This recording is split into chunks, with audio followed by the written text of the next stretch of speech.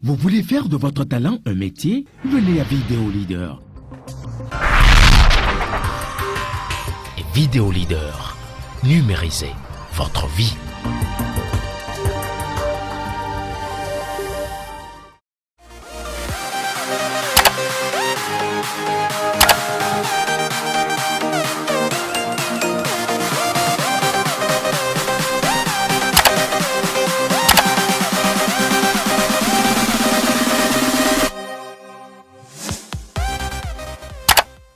Chers passionnés d'agriculture, bonjour, soyez les bienvenus sur ce 6e numéro d'AgroFocus, votre émission, vous le savez, qui est dédiée au monde agricole.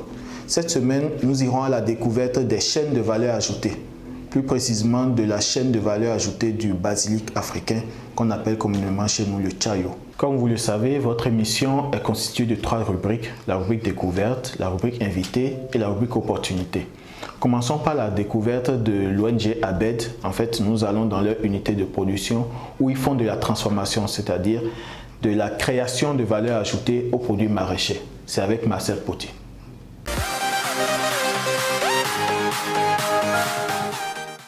Les légumes sont sans doute des aliments sains quand on les consomme à l'état bio. La société Afosec, en partenariat avec l'ONG ABED, travaille dans la transformation des produits maraîchers comme le basilic africain, le vernonia, la grande morelle et bien d'autres. Ici, tout est mis en œuvre pour un bien-être à l'état pur. Le basilic africain, après la réception, on passe à l'effeuillage. Bon, l'effeuillage, c'est juste la défloration. On enlève juste les fleurs de basilic. Puis, on passe au lavage. On passe au lavage dans 5 bacs d'eau. Après le lavage, on fait un blanchiment de quelques secondes. Après le blanchiment, on passe au séchage dans le séchoir. Donc, c'est après le séchage maintenant, on va au laboratoire maintenant. Là, on fait les feuillages proprement dit. On enlève les feuilles, uniquement les feuilles. Donc, après le feuillage, on passe au séchage encore. Après le séchage, on conditionne dans des sacs. Maintenant, après le conditionnement, ces feuilles sèches de basilic vont être pilées. Ces feuilles-là sont pilées et tamisées en poudre fine pour obtenir finalement le basilic épicé, les thés et les compléments alimentaires qu'on appelle kalim. Vous aurez la chance de les voir tout à l'heure. C'est ici, on pile les produits dans un mortier. Donc, ici, c'est le basilic africain qu'on est en train de piler comme ça. Comme je le disais, voici le basilic, la poudre de basilic épicée. Ici, c'est pour la cuisine, pour la sauce. Vous faites votre sauce de tomate, vous en mettez 5 à 4 cuillerées, selon la consistance que vous voudrez.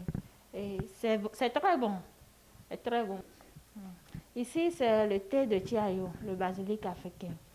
Donc, si vous êtes stressé, vous prenez ça, vous êtes détendu. De telles initiatives sont à encourager par nos dirigeants pour assurer une bonne autonomisation des jeunes et la diminution du chômage. Merci Marcel pour ces images. C'est l'heure maintenant de l'inviter.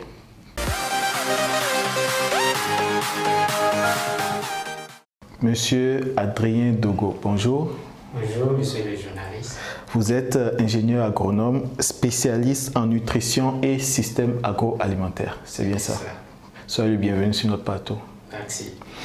Dites-moi, monsieur Dogo, comment peut-on définir une chaîne de valeur ajoutée en langage familier? Merci, monsieur le journaliste. Terre à terre, il faut dire que quand on parle de chaîne de valeur ajoutée dans les filières agricoles, nous faisons référence à un ensemble de systèmes productifs qui permettent finalement d'apporter un plus à un produit agricole récolté.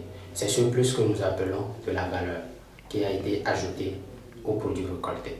Ok, donc ce plus peut être peut-être de la transformation ou bien tout simplement un simple tri et emballage. Voilà.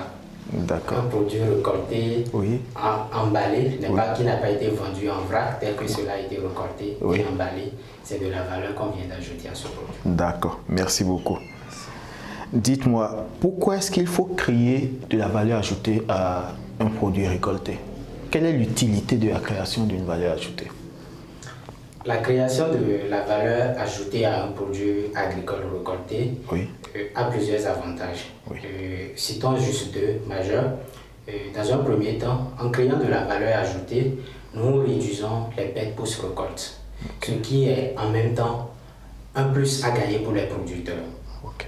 Dans un autre deuxième avantage, c'est déjà la création de l'emploi, puisque à ces postes, dans ces systèmes productifs dont nous avons parlé, c'est de la main-d'œuvre que nous allons utiliser, c'est de l'expertise que nous allons utiliser.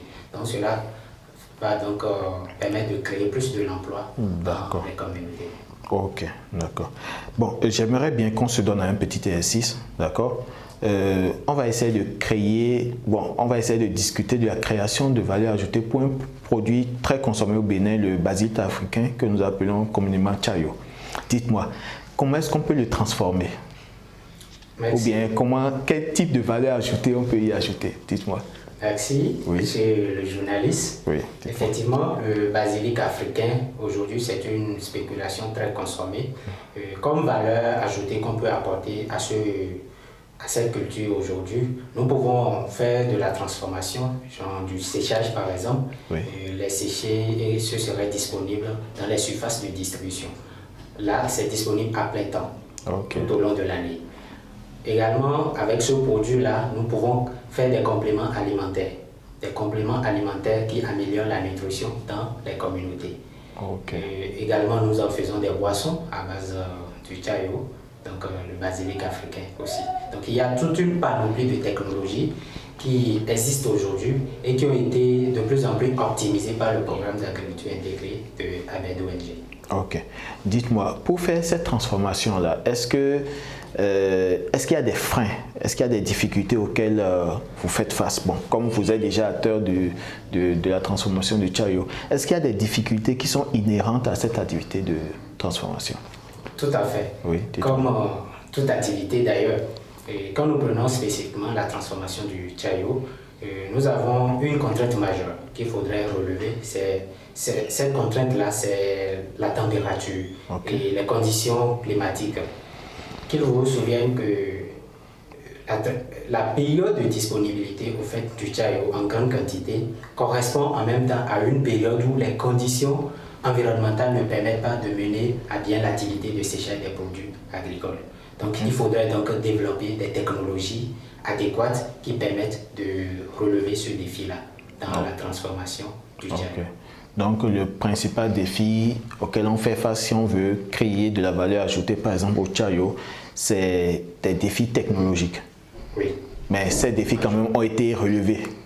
Exactement. Nous avons travaillé et apporté des solutions simples, non coûteuses et adaptées aux conditions de vie des communautés rurales, même rurales au Bénin. D'accord. Merci beaucoup, Monsieur Dogo.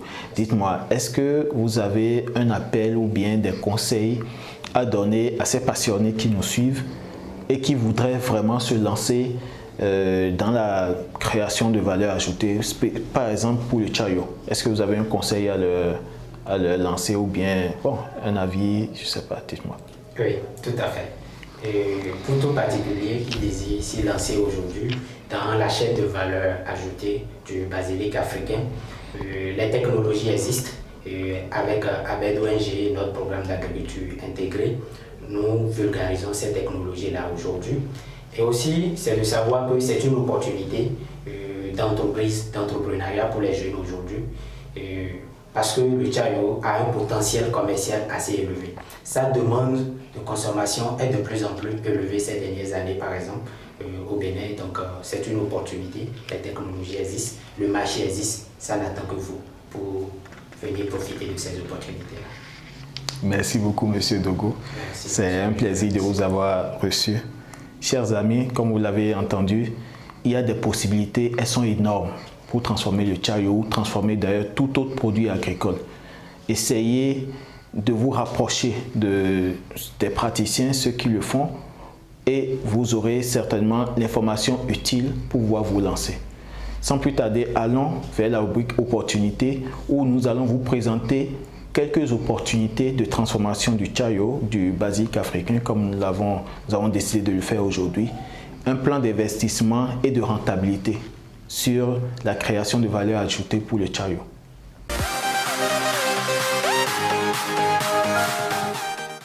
Les opportunités disponibles dans la chaîne de valeur ajoutée des cultures maraîchères sont nombreuses.